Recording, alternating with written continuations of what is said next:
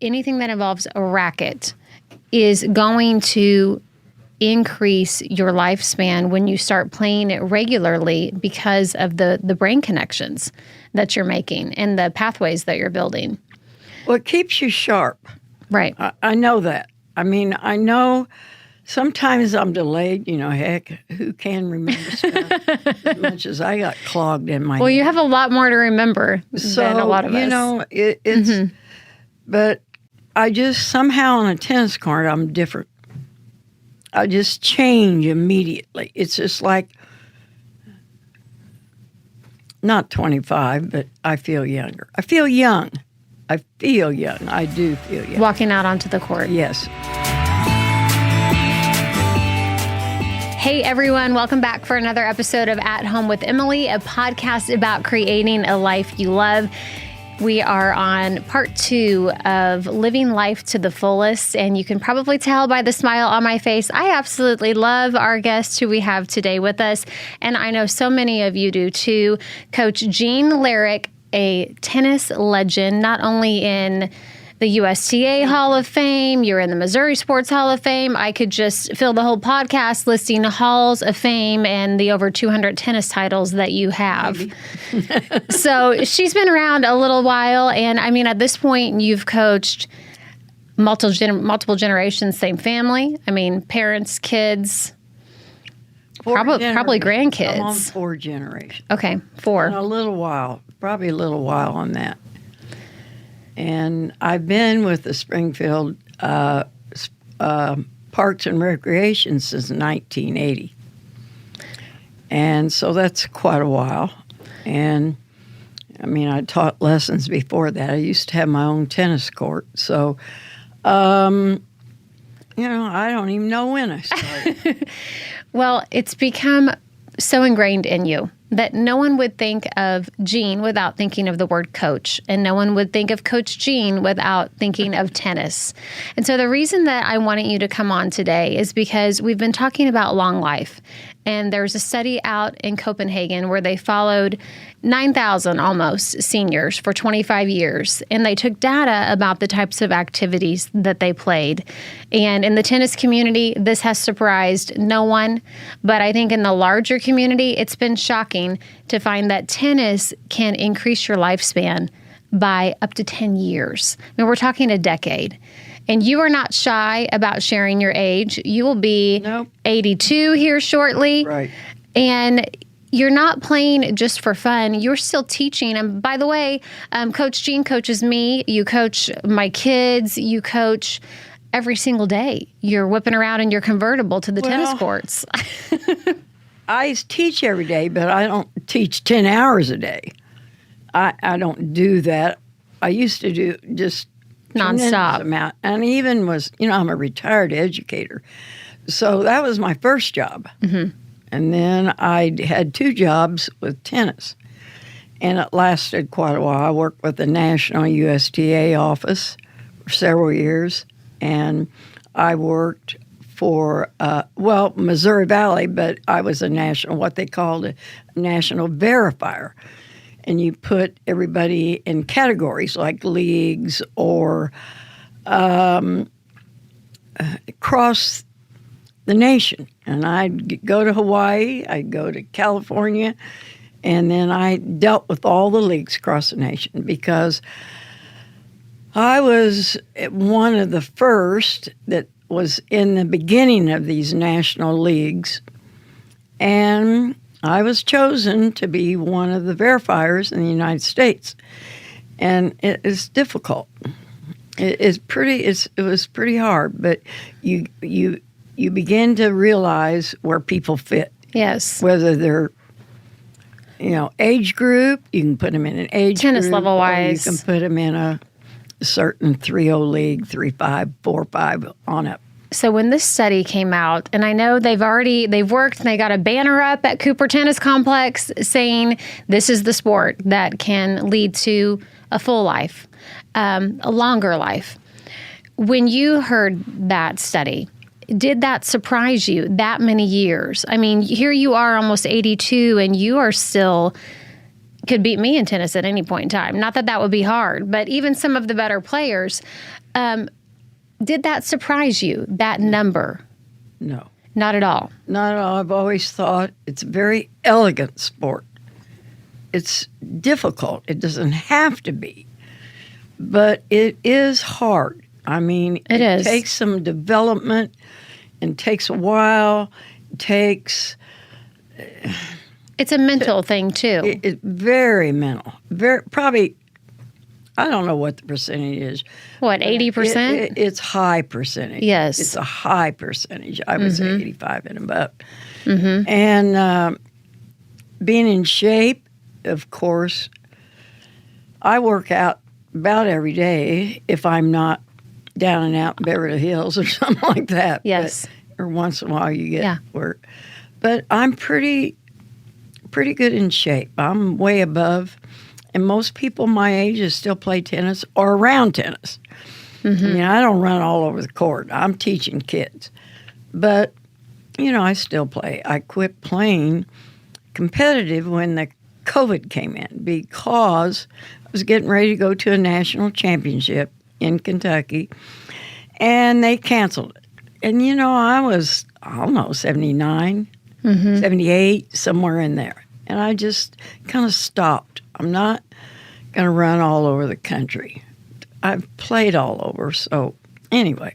But you did recently add another sport to your repertoire. Well, I've added pickleball. It just kind of goes along with the territory. And again, it's a difficult sport. I mean, everybody thinks it's real simple. You probably can hit a ball immediately. Tennis is sometimes like that, sometimes not. But it's still difficult. Well, the research is showing anything with that level of hand-eye coordination, anything that involves a racket, is going to increase your lifespan when you start playing it regularly because of the brain connections that you're making and the pathways that you're building. Well, it keeps you sharp. Right. I know that. I mean, I know... Sometimes I'm delayed, heck, who can remember stuff as much as I got clogged in my head. You have a lot more to remember than a lot of us. It's, but I just, somehow on a tennis court, I'm different. I just change immediately. It's just like, not 25, but I feel younger. I feel young. I do feel young. Walking out onto the court. Yes. What do you think that is? I think it's because I'm used to that environment, being around and seeing all ages. And really what lit me up is when I was down at a national tournament in Houston, Texas. I think I was playing, 35 and over. 35 or 45s, and over national championship. Dodo Cheney was down there, and she was the winningest woman in 65, 75 and over. I mean, I've never seen a woman like her. Nobody's beat her yet. She's dead now, of course. But when I watched that woman, she didn't hit that hard. I was studied her. Impressed. Very. Mm-hmm. Anybody around the tennis community, younger or older, maybe not quite as young, maybe 20s, maybe not, but they should look her up. So that was an inspiration for you, and that was someone that you saw and you said, I can keep doing this thing. Yeah.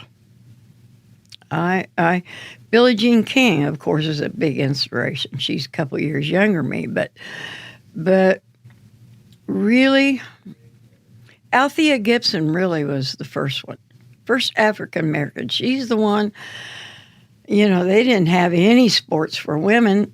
She was on Wimbledon and U.S. Open probably 15 minutes.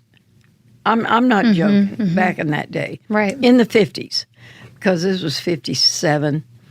She won U.S. Open and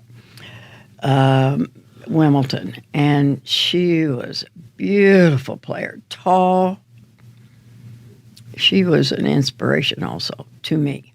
You have something on your social media profile, and I don't have it memorized, but it says something to the effect of, it's a little about me section, right? Where people say, I'm a wife, I'm a mom, whatever the case is. I do this, I do that. And yours says something to the effect of, I play tennis. It's a game that has brought me through many things in life. Something to that effect. Well, it helped me in everything. I was raising a son. When you're kind of alone and you're raising a son by yourself, I mean, I'm not saying that that was good or bad or hard, but it is hard. Of course it is. And I think that raising a son, going to school, finishing school, doing everything, you just can't get stuck. You have to move on. You just got to keep moving on, moving ahead. If you don't, am I answering your question? Or? Well, what is it about tennis that helped you through those times? Well, you just don't get down. I'm not a person that gets down.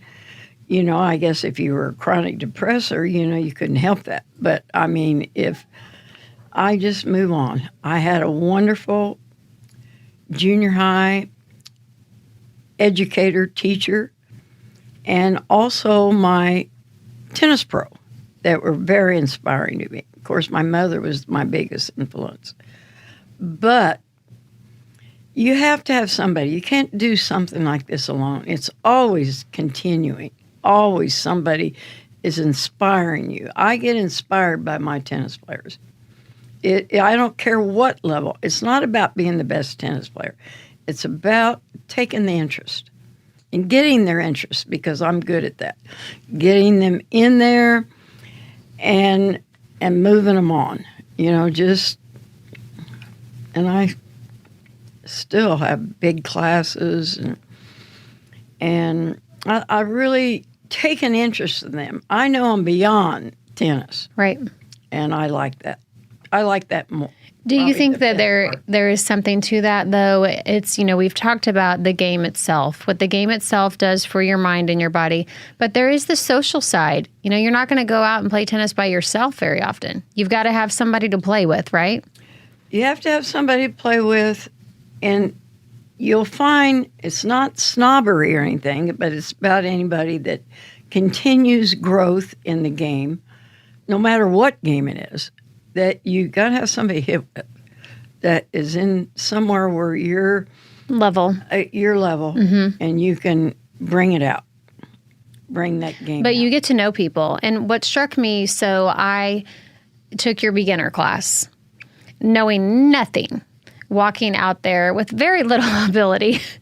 But I felt like you cared about all of us who were there, number one. I knew that I could learn a lot from you. But what struck me about those classes in particular is being a community place like Cooper, we have all walks of life. You never know who's going to walk in to your class. You really don't. Well, that's the hard part.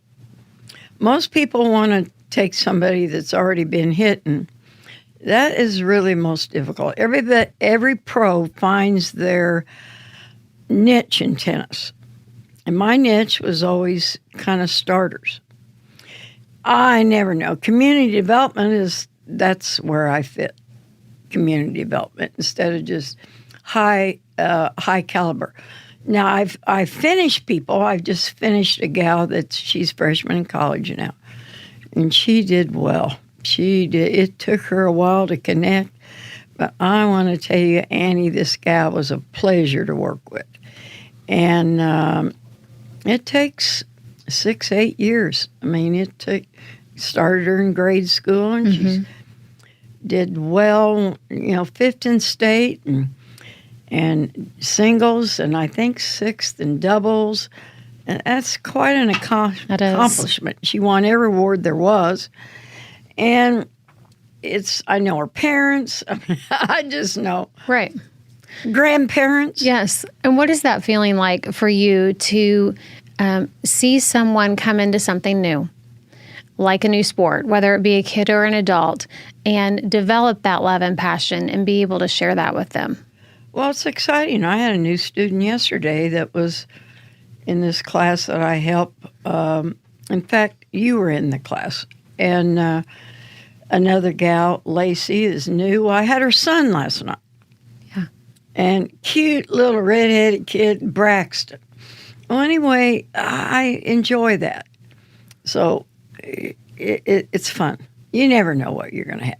I mean, you'll have a kid who hits the ball 5 courts down. You might hit a kid that can't even hit the ball. And that's the great part about it. Yeah. To get them started to wear it. You can usually get them in about an hour. Hitting the ball. Yeah. And you never know that if that kid or that adult walking into your class is going to find a love of the game how you have. Well, you hope that works with. Sometimes I'm kind of strict. I'm kind of, where'd that shot come from? I don't know. Where'd you get that, Karen? I've never seen one like that before. But let's try it. You're always trying ways. Somewhere a word will fit with somebody. May not be with you, but it may be with this other person. And if they're in that class, they're in there for a reason.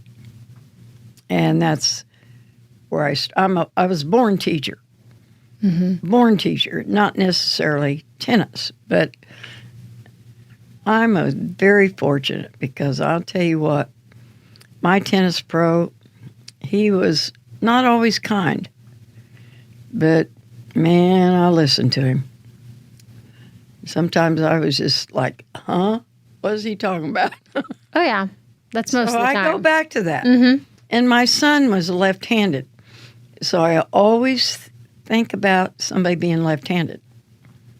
It's just clicks on me just like that. What would you say to someone who may be listening to this conversation and they're thinking, oh, that's great, but it's too late for me to try something like that? No. I had a dear friend. He was a lawyer here in town. He's dead now, Wayne Smith. He was top in the country. He beat some top people.